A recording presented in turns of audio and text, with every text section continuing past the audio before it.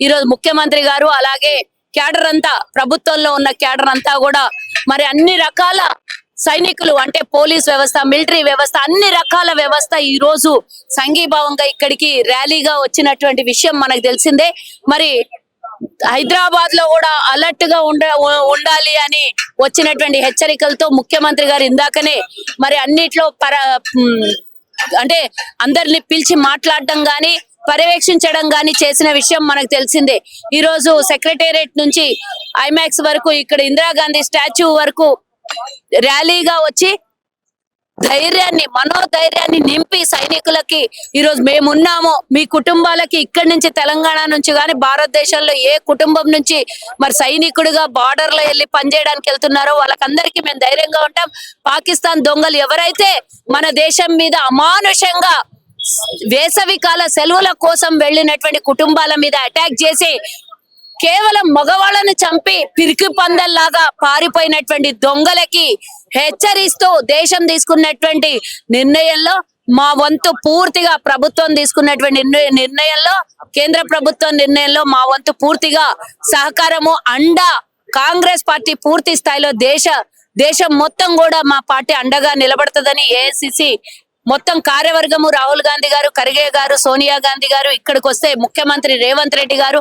ఇందాక మీరు అడిగినటువంటి ప్రశ్నకి నా సమాధానం, భారతదేశానికి మేము ఈ రోజు ప్రభుత్వానికి మేము అండగా మా వంతుగా మేము నిలబడతామని మేము ఇచ్చినటువంటి మెసేజ్ తో పాటు ఈ రోజు ర్యాలీగా వచ్చినటువంటి ఈ క్యాడర్ అంతా కూడా అందరికి మనోధైర్యం నింపడం కోసమే ఈ రోజు తీసుకున్నటువంటి ఈ ర్యాలీ. భారతీయునిగా గర్విస్తున్న ఈ సందర్భంగా ఇండియన్ ఆర్మీకి ప్రతి ఒక్కరు బాసటగా నిలవాలని చెప్పి కూడా రేవంత్ రెడ్డి గారు మాట్లాడడం జరిగింది. ఎట్లా చూడొచ్చు? అదే చెప్పిన కదా ఇందాక, మనకి ఇప్పుడు ఒక అవకాశం, అంటే ఇది కష్టము బాధ కలిగినా కూడా మన దేశాన్ని, మన దేశ పౌరుల్ని కాపాడే బాధ్యత మరి ఈ రోజు ఆర్మీ మీద ఉండడం వల్ల వాళ్ళందరికీ కూడా ఈ రోజు సంఘీభావం తెలపడం ఒకందుకు, మన దేశంలో ఉన్నటువంటి ఆర్మీ జవాన్లకి వాళ్ళ వంతుగా పనిచేస్తున్నారని సంతోషపడాలన్నా, ఒక వంతుకు వాళ్ళ కుటుంబాల్ని వదిలేసి ఈరోజు ఒక్కళ్ళు చనిపోతేనే మనం 28 మంది చనిపోతే అమానుష్యంగా చనిపోయినరని బాధపడుతున్నాం. జవాన్లు ఎంతో మంది ఈ ఘటనలో జరగొచ్చు, వాళ్ళ కుటుంబం మరి వాళ్ళ జీవితాన్నే పూర్తిగా వదిలేసి వెళ్ళిపోయినటువంటి వాళ్ళు బతికొస్తే సెల్యూట్, చనిపోతే కూడా ఒక సెల్యూట్. కానీ అమరవీరులుగా ఒకవేళ ఎవరైనా దేశం కోసం ప్రాణాలు తీసుకుంటే, ప్రాణాలు పోతే గనక వాళ్ళకు ఈ రోజు మరి ప్రభుత్వము మరి నిజంగానే దేశం కోసం పనిచేస్తున్నందుకు సంతోషించాలన్నా, ఈ విధమైనటువంటి కష్టాలు వచ్చి దేశం మీద అన్యాయంగా సైనికులందరూ కూడా పనిచేయాల్సినటువంటి అవసరం వచ్చిందని బాధపడాలన్నా కూడా రెండో అర్థం కావట్లేదు. అమానుషంగా మన దేశంలో ఉన్నటువంటి ఒక చిన్న రాష్ట్రంతో కూడా పోలిక లేనటువంటి పాకిస్తాన్ హెచ్చరికలు జారీ చేస్తుంటే ఎవరు చూస్తూ ఊరుకోరు అని హెచ్చరిస్తున్నా, మీకెవరో చైనా ఉన్నది, చైనాని అడ్డం పెట్టుకొని ఏమో చేస్తాము అనుకుంటే, ఇక్కడ మా దగ్గర 140 కోట్ల మంది ఒక్కొక్కడు ఒక్కొక్క సైనికుడుగా మారుతారు అనేది గుర్తుంచుకోవాలి అంటున్నా. ఏ చైనా వాడు ఎవరో వచ్చి అడ్డమైన వేషాలు వేస్తారంటే ఎవరు కూడా ఊరుకోరు. ఐక్యరాజ్య సమితి అనేది ఒకటి ఉంది, దాంట్లో నిర్ణయాలు జరుగుతాయి, దాంట్లో సమావేశాలు అవుతాయి. ఎవరు పడితే వాళ్ళు దేశాల మీద మేము ఈ విధంగా వచ్చి అటాక్ చేస్తాము, దేశ సంపదను నాశనం చేస్తాము, దేశ పౌరుల్ని నాశనం చేస్తాము అంటే ఎవరు చూస్తూ ఊరుకోరు. దానికంటూ ఒక లెక్క ఉంటది. వాళ్ళకి ఆవేశం కొవ్వు ఎక్కయి మన దేశం పౌరుల మీద అటాక్ చేస్తూ ఉంటే ఎవరు చూస్తూ ఊరుకోరు. పార్టీలు కాదు, రాజకీయాలు కాదు, దేశమే ముఖ్యమనే విధంగా కూడా రేవంత్ రెడ్డి గారు మాట్లాడారు. నేను ఇందాక నుంచి అదే చెప్తున్నా కదా, పార్టీల్ని పక్కకు పెడదాం, రాజకీయాల్ని పక్కకు పెడదాం. మన దేశానికి ఆపద వచ్చినప్పుడు మనం అందరం కూడా ఒక్కొక్క జవాన్గా మారాలని ఇందాకనే చెప్పిన. 140 కోట్లలో కాంగ్రెస్ ఉంటది, బీజేపీ అందరు ఉంటారు. దీంతో సంబంధం, పార్టీలతో సంబంధం లేదు. మన దేశాన్ని రక్షించుకోవాలి, మన భారతీయులను రక్షించుకోవాలి, మన దేశ సంపదని, మన ఆర్థిక వ్యవస్థను దెబ్బతినకుండా కాపాడుకోవాల్సినటువంటి బాధ్యత మన మీద ఉంది. కాబట్టి మేము వేరే వాళ్ళలాగా కాదు, మాది పూర్తి సంఘీభావం ఉంటది, మా పూర్తి మద్దతు ఉంటది, మా పూర్తిగా సహకారం ఉంటదని ఇందాక నుంచి మా ఏఐసిసి నుంచి అదే పిలుపు, మా ముఖ్యమంత్రి గారిది కూడా అదే వాయిస్. దాడికి ప్రతి దాడిగా ఆపరేషన్ సింధూర్ పేరుతో దాడి చేయడం అయితే జరిగింది. ఆపరేషన్ సింధూర్ గురించి ఏం చెప్తారు? అంటే సింధూర్ అనే నామకరణం చేయడానికి కారణం కూడా మీకు తెలిసి ఉండొచ్చు. ఆడవాళ్ళని ముందు పెట్టి చంపేసినటువంటి దొంగలు, ఆడంగి వెధవలు, వాళ్లకు హెచ్చరిస్తున్నాం. మగవాళ్ళని చంపి ఆడవాళ్ల ముందు ఇకలు చేసినటువంటి మీ బతుకులు ఒక బతుకేనా? నిజంగానే అటాక్ చేస్తే ముందుకొచ్చి యుద్ధాన్ని ప్రకటించాలి. అప్పుడు తెలుస్తుంది కదా మా ప్రధానమంత్రి ఆ రోజు ఒక మహిళ ఒక్క మహిళ ప్రపంచంలోనే రికార్డు స్థాయిలో నిలబడినటువంటి ఇందిరాగాంధీ చరిత్ర మీరు మర్చిపోయినట్టున్నారు. మీరు బంగ్లాదేశ్ అని విడగొట్టి 2 దేశాలుగా చింపి విడగొట్టినటువంటి చరిత్ర మాది. ఆ రోజు మీరు బంగ్లాదేశీయులను ఏ విధంగా అయితే ఇబ్బంది పెడుతున్నారో ఆ రోజే 50 ఏళ్ల కిందనే చేసినటువంటి చరిత్ర మర్చిపోయినట్టున్నారు. పూర్తిగా ప్రపంచ పటంలో కనుమరుగు అవ్వడానికి మరి పాకిస్తాన్ వాళ్ళకి ఇప్పుడు కొవ్వెక్కైంది అనుకుంటున్నా. ఏ మాత్రం తిండికి తిండి లేకున్నా మీసానికి కొరిమెత్తుకు అన్నట్టు తిండికి తిండి గతి లేదు. అయినా అక్కడ ఉన్నటువంటి కొంతమంది అమాయక ప్రజలు కూడా ఈ సంఘటనలో బలైపోయే అవకాశం ఉంటది. కాబట్టి కనీసం వాళ్ళ మీద, మీ దేశ ప్రజల మీద కనీసం కూడా మీకు ఇంత కూడా మీకు మమకారం లేదు అని అంటే మీరు ఒక దుండగుల్లాగా ప్రవర్తిస్తున్నారు. భారతీయుల జోలికి వస్తే ఎవడు కూడా ఊరుకోరు అని హెచ్చరిస్తున్నాం. దాదాపు 30 మంది అమాయక ప్రజల పైన, పర్యాటకులకు వెళ్తే వాళ్ళపైన దాడి జరగడాన్ని ఏ విధంగా చూడొచ్చు? అందులో నువ్వు రీసెంట్ గా పెళ్లి వెళ్ళిన ఒక జంట వాళ్ళ భర్త చనిపోతే ఆమె పక్కనే ఉండి రోధిస్తున్న ఫోటోలు కూడా చాలా వైరల్ గా మారినాయి. ఏం చెప్తారు మేడం? నేను ఆ రోజు నుంచి మాట్లాడుతున్నాను కదా, ఇది అమానుషమైన ఘటన. వేసవికాల సెలవుల కోసమో విహారయాత్రలకు పోయినటువంటి కుటుంబాలు ఇద్దరు జంటగా పోయి ఒకరు శవంగా మారడం అనేది మనం ఊహించండి. కల్లో కూడా ఆ విధంగా జరుగుతుందని ఎవరు కూడా ఊహించలేదు. కానీ అంతకు ముందే 3-4 రోజుల ముందు మన దేశం మీద ఏదో జరుగుతుందని ఆల్రెడీ మెసేజ్ ఉన్నా కూడా అప్రమత్తం అవ్వలేదు. అదే బాధాకరము. అమాయక ప్రజలు ఈ రోజు చావుకు కారణమయ్యామని, లేదా మనము అభద్రతకు లోనయ్యాము, ఆ ప్రజలు చనిపోయారనేది మాత్రం ఒక రకమైనటువంటి బాధ అయితే మిగిలిపోయింది.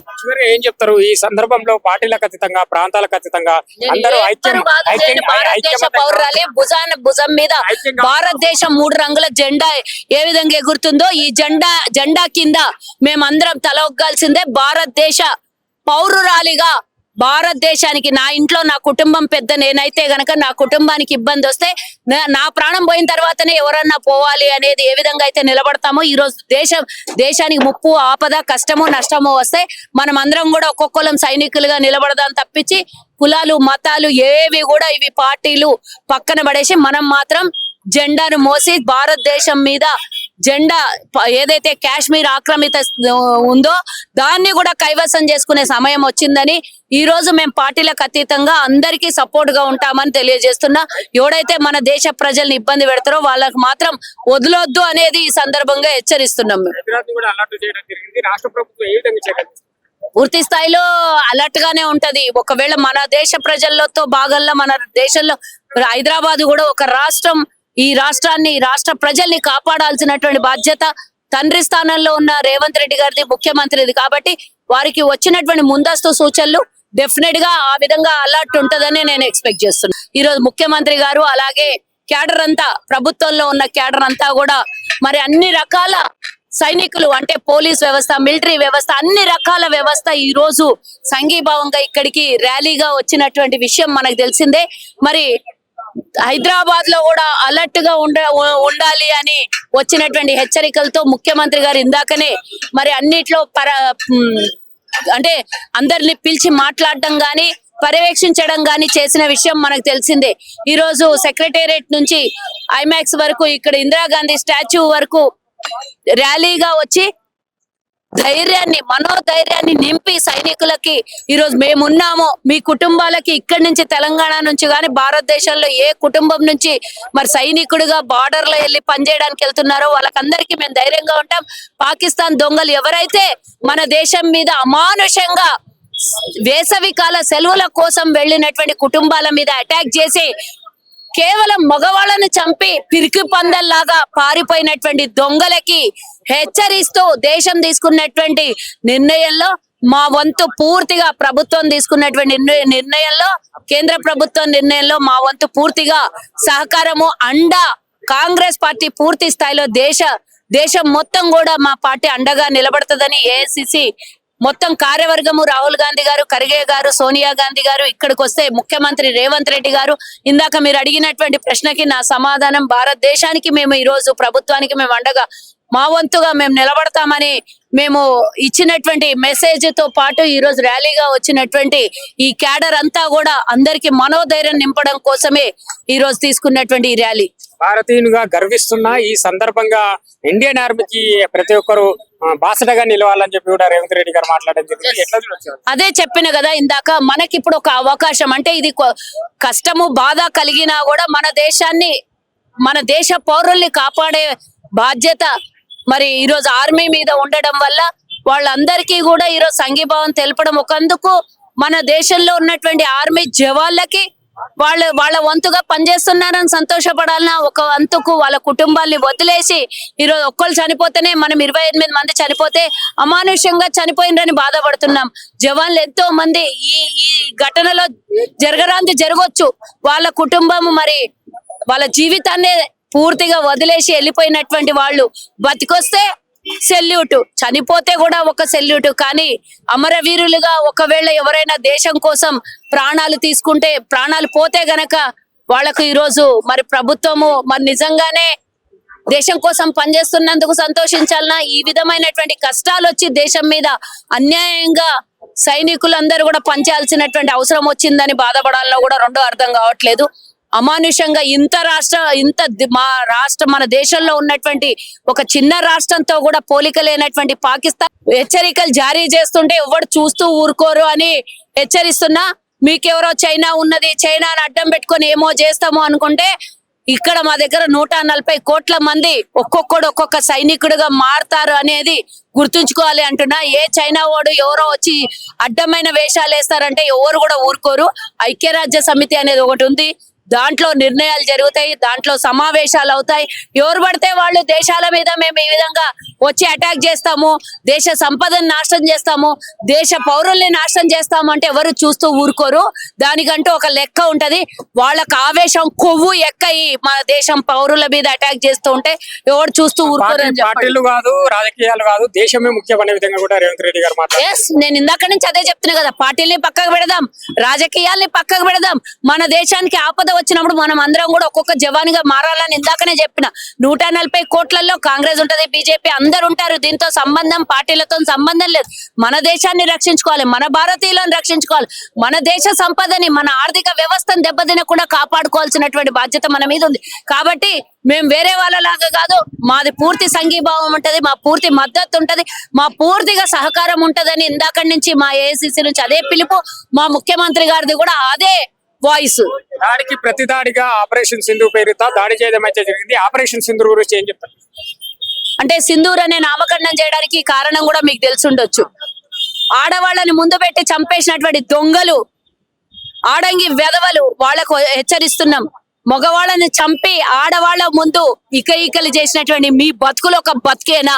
నిజంగానే అటాక్ చేస్తే ముందుకొచ్చి యుద్ధాన్ని ప్రకటించాలి. అప్పుడు తెలుస్తుంది కదా. మా ప్రధానమంత్రి ఆ రోజు ఒక మహిళ, ఒక్క మహిళ ప్రపంచంలోనే రికార్డు స్థాయిలో నిలబడినటువంటి ఇందిరాగాంధీ చరిత్ర మీరు మర్చిపోయినట్టున్నారు. మీరు బంగ్లాదేశ్ అని విడగొట్టి 2 దేశాలుగా చింపి విడగొట్టినటువంటి చరిత్ర మాది. ఆ రోజు మీరు బంగ్లాదేశీయులను ఏ విధంగా అయితే ఇబ్బంది పెడుతున్నారో, ఆ రోజే 50 ఏళ్ల కిందనే చేసినటువంటి చరిత్ర మర్చిపోయినట్టున్నారు. పూర్తిగా ప్రపంచ పటంలో కనుమరుగు అవ్వడానికి మరి పాకిస్తాన్ వాళ్ళకి ఇప్పుడు కొవ్వెక్కైంది అనుకుంటున్నా. ఏమాత్రం తిండికి తిండి లేకున్నా మీసానికి ఒరిమెత్తుకు అన్నట్టు తిండికి తిండి గతి లేదు. అయినా అక్కడ ఉన్నటువంటి కొంతమంది అమాయక ప్రజలు కూడా ఈ సంఘటనలో బలైపోయే అవకాశం ఉంటది. కాబట్టి కనీసం వాళ్ళ మీద, మీ దేశ ప్రజల మీద కనీసం కూడా మీకు ఇంత కూడా మీకు మమకారం లేదు అని అంటే మీరు ఒక దుండగుల్లాగా ప్రవర్తిస్తున్నారు. భారతీయుల జోలికి వస్తే ఎవడు కూడా ఊరుకోరు అని హెచ్చరిస్తున్నాం. దాదాపు 30 మంది అమాయక ప్రజలపైన, పర్యాటకులకు వెళ్తే వాళ్ళపైన దాడి జరగడాన్ని ఏ విధంగా చూడొచ్చు? అందులో రీసెంట్ గా పెళ్లి వెళ్ళిన ఒక జంట వాళ్ళ భర్త చనిపోతే ఆమె పక్కనే ఉండి రోధిస్తున్న ఫోటోలు కూడా చాలా వైరల్ గా మారినాయి. ఏం చెప్తారు మేడం? నేను ఆ రోజు నుంచి మాట్లాడుతున్నాను కదా, ఇది అమానుషమైన ఘటన. వేసవికాల సెలవుల కోసమో విహారయాత్రలకు పోయినటువంటి కుటుంబాలు ఇద్దరు పోయి జంటగా పోయి ఒకరు వచ్చి ఒకరు శవంగా మారడం అనేది మనం ఊహించండి. కల్లో కూడా ఆ విధంగా జరుగుతుందని ఎవరు కూడా ఊహించలేదు. కానీ అంతకు ముందే 3-4 రోజుల ముందు మన దేశం మీద ఏదో జరుగుతుందని ఆల్రెడీ మెసేజ్ ఉన్నా కూడా అప్రమత్తం అవ్వలేదు. అదే బాధాకరము. అమాయక ప్రజలు ఈ రోజు చావుకు కారణమయ్యామని, లేదా మనము అభద్రతకు లోనయ్యాము, ప్రజలు చనిపోయారనేది మాత్రం ఒక రకమైనటువంటి బాధ అయితే మిగిలిపోయింది. చివరిగా ఏం చెప్తారు ఈ సందర్భంలో? పార్టీలకు అతీతంగా, ప్రాంతాలకు అతీతంగా అందరూ భారతదేశ పౌరురాలి భుజం మీద భారతదేశం 3 రంగుల జెండా ఏ విధంగా ఎగురుతుందో ఈ జెండా కింద మేమందరం తల ఒగ్గాల్సిందే. భారతదేశ పౌరురాలిగా భారతదేశానికి, నా ఇంట్లో నా కుటుంబం పెద్ద, నేనైతే గనక నా కుటుంబానికి ఇబ్బంది వస్తే నా ప్రాణం పోయిన తర్వాతనే ఎవరన్నా పోవాలి అనేది ఏ విధంగా అయితే నిలబడతామో, ఈ రోజు దేశానికి ముప్పు, ఆపద, కష్టము, నష్టము వస్తే మనం అందరం కూడా ఒక్కొక్కరం సైనికులుగా నిలబడదాం తప్పించి కులాలు, మతాలు ఏవి కూడా ఇవి పార్టీలు పక్కన పడేసి మనం మాత్రం జెండాను మోసి భారతదేశం మీద జెండా ఏదైతే కాశ్మీర్ ఆక్రమిత ఉందో దాన్ని కూడా కైవసం చేసుకునే సమయం వచ్చిందని ఈ రోజు మేము పార్టీలకు అతీతంగా అందరికీ సపోర్ట్ గా ఉంటామని తెలియజేస్తున్నా. ఎవడైతే మన దేశ ప్రజల్ని ఇబ్బంది పెడతారో వాళ్ళకి మాత్రం వదలొద్దు అనేది ఈ సందర్భంగా హెచ్చరిస్తున్నాం. పూర్తి స్థాయిలో అలర్ట్ గానే ఉంటది. ఒకవేళ మన దేశ ప్రజలతో భాగంలో మన దేశంలో హైదరాబాద్ కూడా ఒక రాష్ట్రం, ఈ రాష్ట్రాన్ని, రాష్ట్ర ప్రజల్ని కాపాడాల్సినటువంటి బాధ్యత తండ్రి స్థానంలో ఉన్న రేవంత్ రెడ్డి గారిది, ముఖ్యమంత్రిది. కాబట్టి వారికి వచ్చినటువంటి ముందస్తు సూచనలు డెఫినెట్ గా ఆ విధంగా అలర్ట్ ఉంటదని నేను ఎక్స్పెక్ట్ చేస్తున్నాను.